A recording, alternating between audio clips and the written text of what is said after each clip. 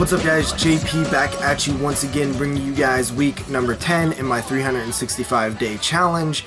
This is a series in which I attempt to watch 365 films in just 1 year's time, and then I'm going to update weekly what I've watched. We finally have posted our 2002 Top 10 podcast show, so now I can finally unload some of these 2002 films.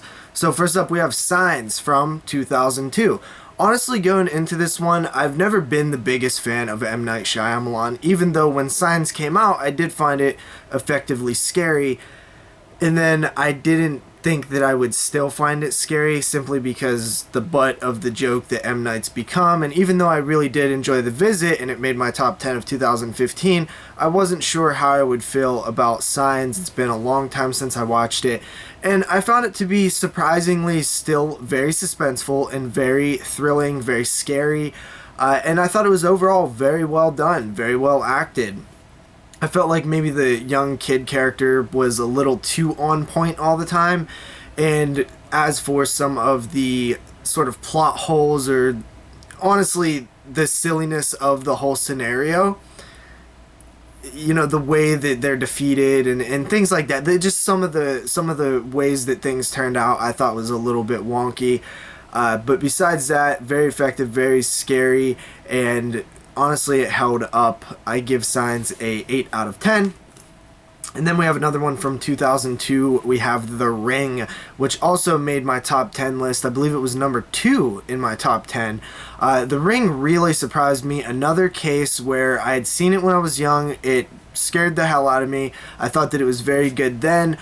Years went on, and I almost found it, maybe it was like the Scary Movie effect, where it became sort of a joke. At times you thought of it in sort of that context where I had probably seen it like spoofed in Scary Movie and stuff. I just didn't take it as serious. And honestly, I remember listening to a podcast where these people were just praising The Ring and bashing like all these 80s horror films, and it kind of made me dislike The Ring a little bit. For what reason, I have no idea. Not really dislike the film, but dislike it in my memory. And of course, rewatching it kind of knocked my socks off. It is a dreadful, scary, that washed out gray palette and blue palette of colors that we've seen repeated over and over again throughout the 2000s works so well. It's a depressing movie, and honestly, it ends very, very well. The Ring really got to me. It was creepy. I enjoyed it, and it honestly is a really good made horror movie. And you can't really say that about many horror films, that they're actually scary, and The Ring is. The concept a little silly when you really break it down and think about it, but if you can kind of suspend your disbelief a little bit and kind of ignore the gimmicky factor of this videotape, this haunted videotape, it's not really about that. It's about the darkness of what happened to this little girl and the little girl in general, and sort of, even though it's all kind of encompassed into the videotape, you just kind of have to suspend your disbelief a little bit on that. So The Ring, I give it a 9 out of 10. Next up, 2002, Dahmer. This was my biggest surprise watch of 2002. It was my favorite viewing. I had the most entertainment, the most enjoyment out of watching the Dahmer, which is based on Jeffrey Dahmer. I forget that Jeremy Renner played Jeffrey Dahmer, and my god, this guy did a fantastic job. I absolutely love this movie. It's gonna be one of my favorite horror films of all time now, simply because the closeness that you follow with Jeffrey Dahmer, they really did nail a lot of things. They didn't really go into like the cannibalism aspect of it and things like that, but it definitely covered a lot of Jeffrey Dahmer.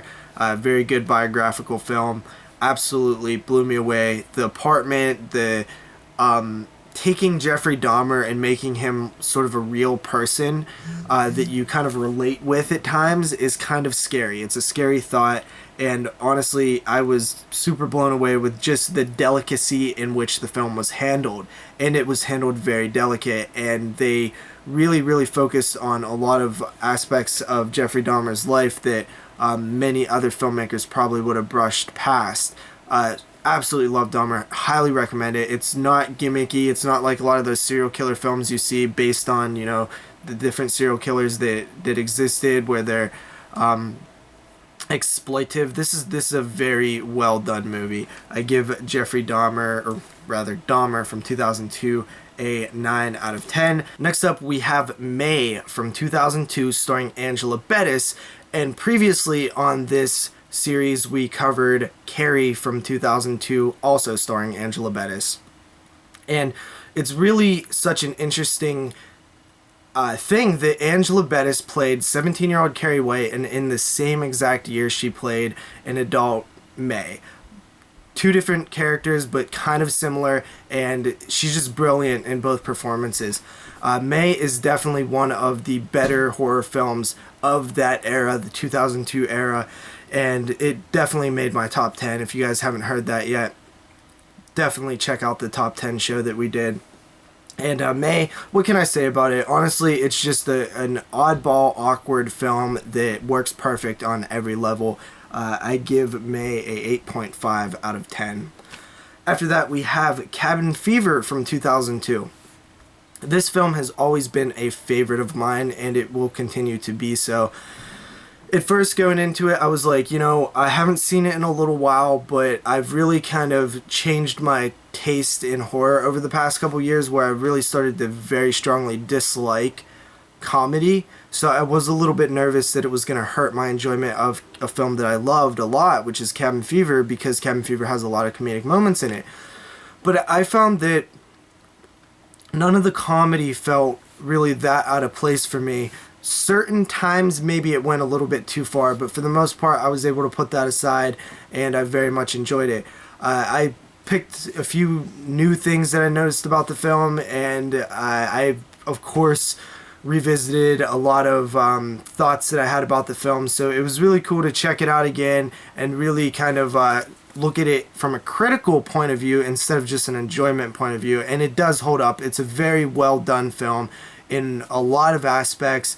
There's a lot of foreshadowing, there's a lot of great camera work, there's fantastic gore, the characters are super well written, and in contrast with something like The Green Inferno, which Eli Roth also directed, it's just leaps and bounds above The Green Inferno in terms of character development and character writing, character casting.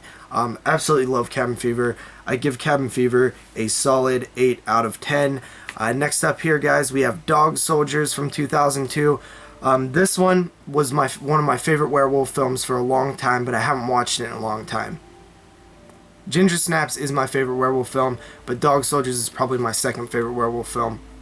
I absolutely love the soldier aspect of the film, where they're in these sort of Scottish wilderness, and the werewolves that they're fighting against are my favorite kind of werewolves, where they are these bipedal hulking beasts, and I love those kind of werewolves. They're scary, they're badass, they're brutal, they're intimidating, and these soldiers are also intimidating and badass and brutal and cool. And I found this particular time rewatching it that I really, really enjoyed the characters, and before I didn't like them so much, but I thought that they were really well done, even though they're kind of hard to tell apart at times because they all look the same, they're all dressed the same, they all have similar haircuts and things like that, but definitely super solid. The only problem that I have is that there's a reveal later in the film, and characters' actions during that time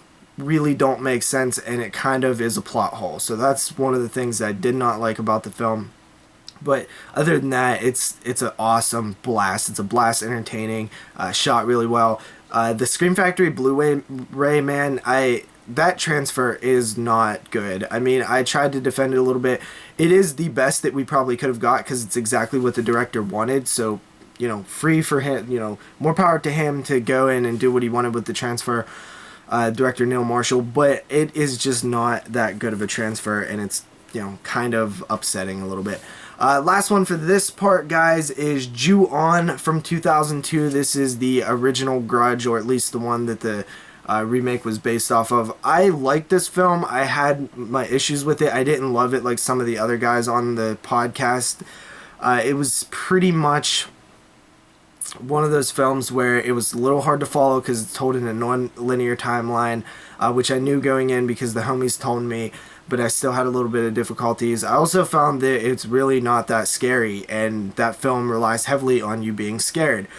It's filmed in the daylight most of the time, and to me, the little ghost children just are not frightening. They're honestly at times a little silly to me, and I know what you're thinking. That probably pains a lot of you to hear, but it's the truth. It's honestly how I feel. I can't get into The Grudge. I want to, or JuOn, I want to give it another try some years down the road because I respect people who like that film a lot. I respect their opinions. I respect people who say that that film is very well made. So it might be just something that I'm not seeing, something that I have a maybe cultural disconnection with, that film in particular. But hopefully one day I will be able to check it out again. I give that one a 7 out of 10, though. It's still a solid movie, without a doubt. I'm just kind of playing devil's advocate, and most of the time you hear that film mentioned as, a top 10er. And yeah, so see you guys next time with another part. Peace.